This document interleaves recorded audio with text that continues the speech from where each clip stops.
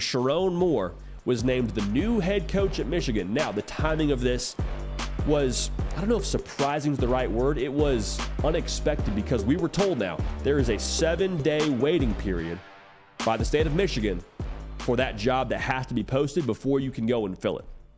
Now, obviously, Michigan was able to bypass that, and Sherrone Moore becomes the next head coach. So we have this celebration over the weekend, and everyone's happy that, hey, they named the right guy the head coach. We had been saying for a long time on this show, Sherrone Moore is your guy. I mean, I think we said that even before Jim Harbaugh took the job at the Chargers. Sherrone Moore is your guy. Now, however, you enter into this part of the Sherrone Moore experience where there's some moves that have to be made. So we'll talk about all that. We'll talk about the decision to hire Sherrone Moore as well. But before we get to that, make sure you're subscribed to the On3 YouTube channel, Michigan fans. We've had a lot of y'all join the party. A lot of people watching this show live right now. But if you're not watching the show live right now, you're watching this as a one-off clip. We're live 3 times a week, Tuesday, Wednesday, Thursday, 11 a.m. Eastern. Want y'all a part of that, and so we appreciate y'all being dialed in advance. Thank you. So, as I was saying, we always thought Sherrone Moore was the best guy for the job. And to be honest, like, life in general, it's about making the best choices with the information that you have. Like, what is Sherrone Moore going to be in 2 years as a head football coach at Michigan? We don't know. We're not sure yet. But given the information you have, you knew that he's someone the players had bought into. You knew he was 4-0 as a head coach this past year, including a win over Ohio State as your head coach. You knew that he was a good recruiter. You knew that he'd been around, had a front row seat to a national championship run, and played a pretty integral part in that in his role as the OC. You knew what you knew about Sherrone Moore. You have a lot of intel on who he is as your head coach at Michigan. Now, you hire somebody else from the outside, you can do an interview, you can sit down and talk ball with them, you can talk philosophy, but you've actually seen Sherrone Moore do this job. He's been in the building. Also worth noting, Sherrone Moore, he has been exposed to that secret sauce.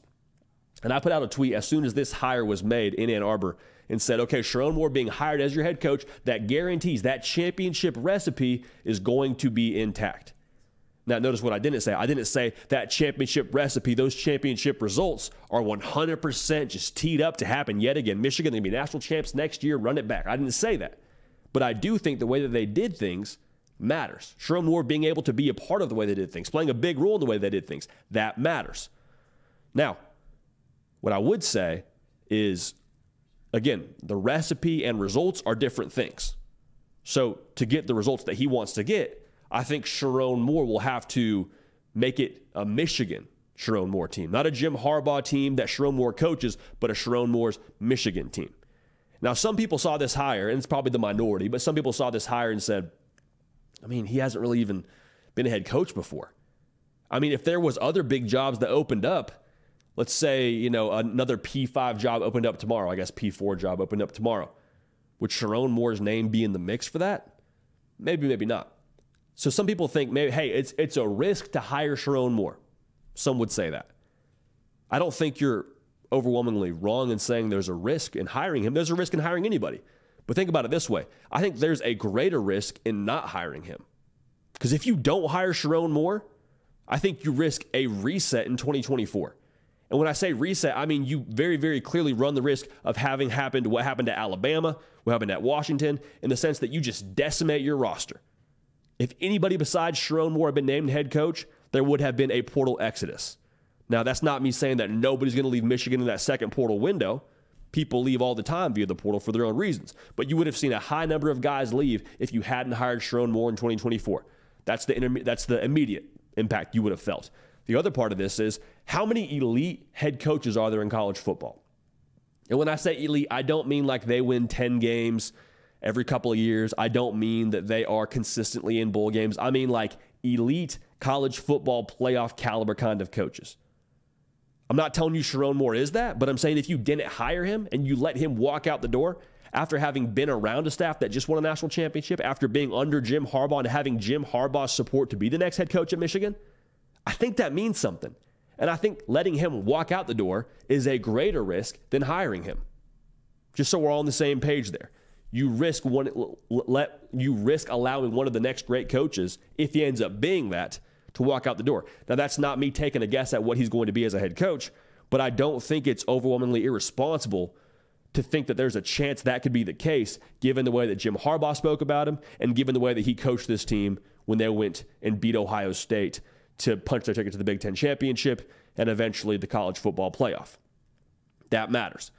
So, like I said, hiring Sherrone Moore, we always felt was the right move. There's no way around it. But the thing with Sherrone Moore now is he has some hires to make. Some very, very crucial hires to make, that is. And the most obvious one here is Jesse Minter.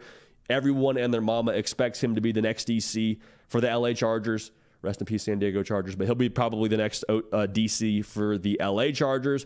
And that's going to get a lot of buzz. That'll get a lot of notoriety. But here's something that happened that maybe didn't get as much headlineage when it comes to the college football media.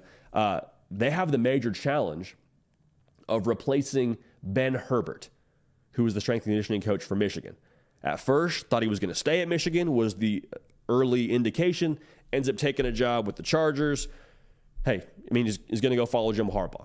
I mean, NFL strength coach. Like, that's a hard deal to pass up. So what does Sherrone Moore do but promote internally and make Justin Tress the new head of strength conditioning for Michigan?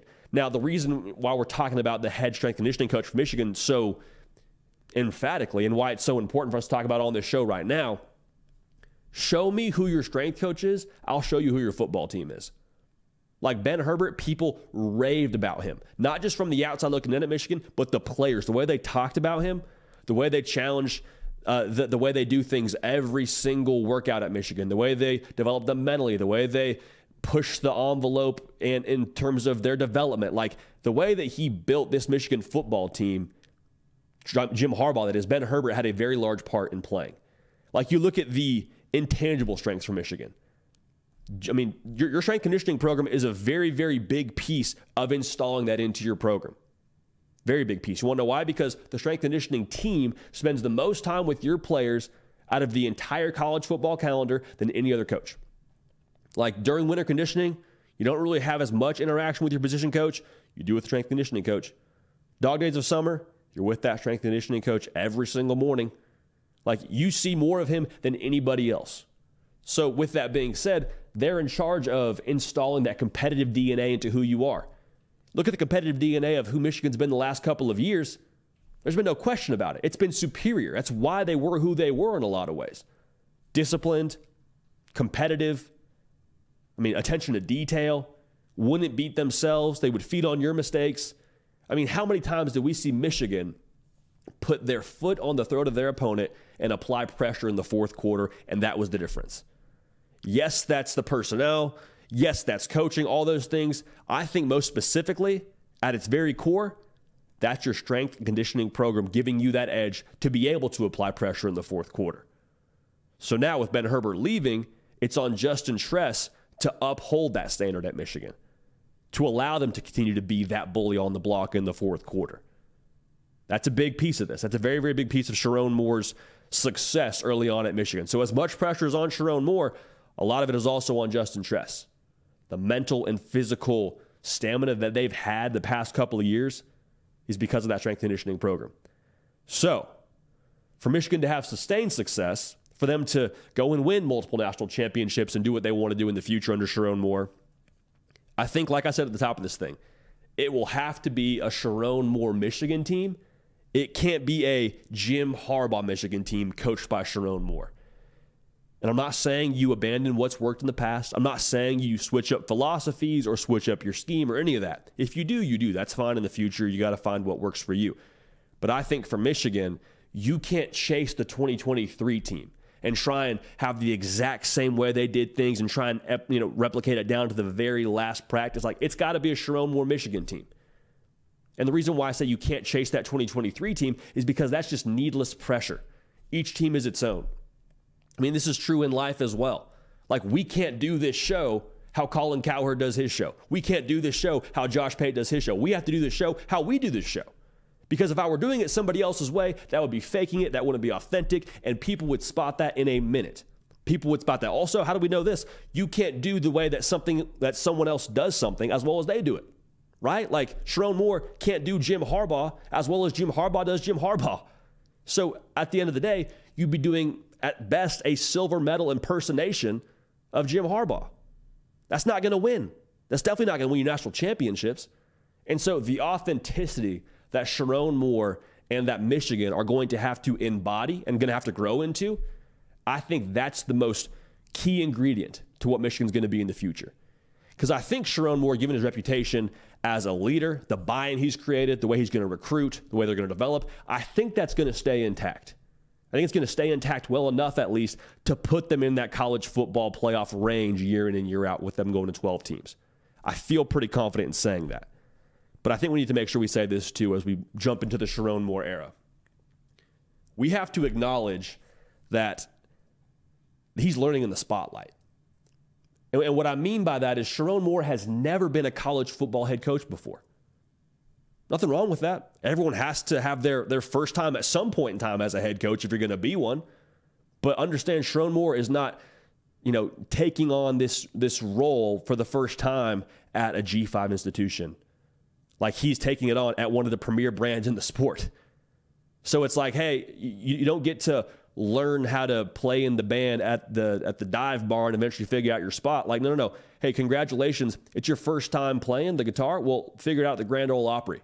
That's essentially what's happening right now here for Sherrone Moore.